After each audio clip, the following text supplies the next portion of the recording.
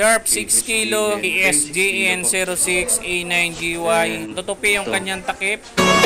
Lagay ng detergent niya. Then ito yung Downy. 3, 2, 1.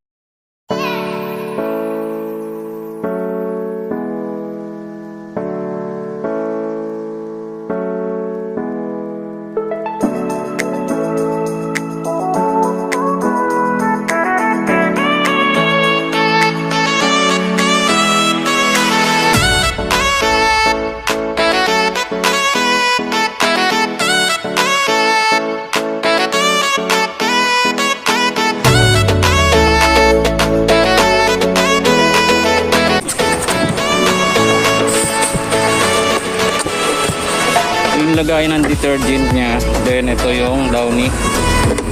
Tapos pag may mga liquid po kayo, pwede dito sa gilid, liquid soap or powder, pwede rin dito. Dito pwede rin powder.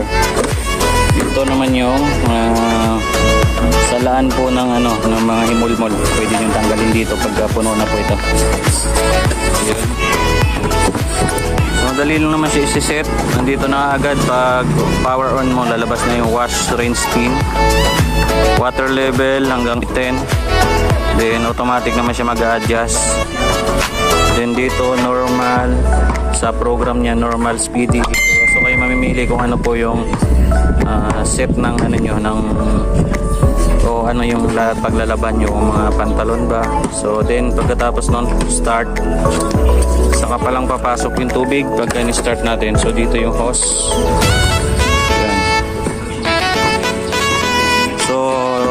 Plastic body na siya lahat. Ito naman yung drain niya. Pagka naglalaba, kailangan po nakababa. Then ito yung likod niya. Ayan. Yan yung model niya. ESGN06A9GY.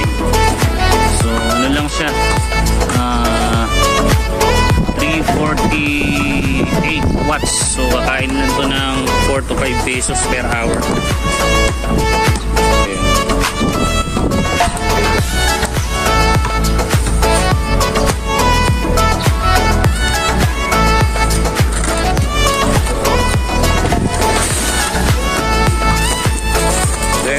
Gagamitin na natin siya, tatanggalin siya sa styro kasi may lock pa siya sa ilalim. So, ito. Yun po yung lock niya. So kailangan po nakatanggal yung lock na yan. Yun po yung lock niya. Then, butas to. May takip naman dyan. Yung motor niya. Nakita niya rin. Yan. So mayroon naman tong takip dito sa box. Nandun. Yung block na po na yan. So yun po yung pagsiksik dun sa ilalim ng washing. So yan na siya. So 6 kilo po ito. Sharp. So 10 years warranty on motor. 1 year sa parts and service. Home service siya. Alright.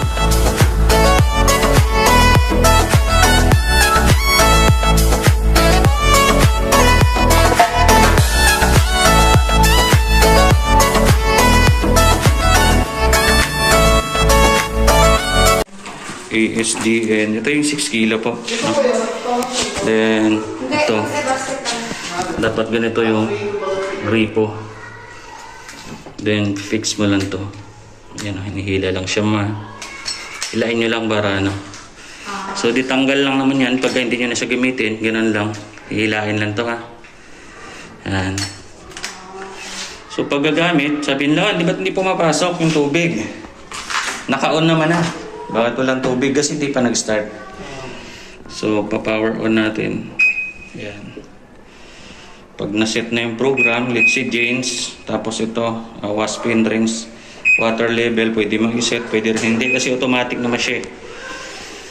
So, bago natin ilagay mo na yung labahin, then sabon, Downy. So, pag na-complete na, yan na, nasarabo na.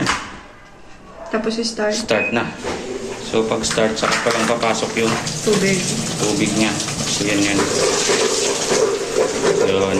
So andar siya konti pagka once na detect niya na yung may tubig na konti. Then kasi para hindi inaano niya, binabalance niya yung laman ng labahin. So dapat 6 kilo With goods capacity. So, ibig sabihin parang basa siya pero 6 kilo na siya. Yun yung ano niya, katumbas niya. Let's say medyo masikip na yung sa tab, bawas lang po tayo kasi mag-i-error siya pagka-over na yung ano. Siyempre mabigat na. Then pag umikot siya medyo hirap, bawas lang po tayo doon naman. Yun. Automatic na mag-drain? Yes, automatic siya mag-drain doon sa hose. Dapat itong hose nakababa lagi.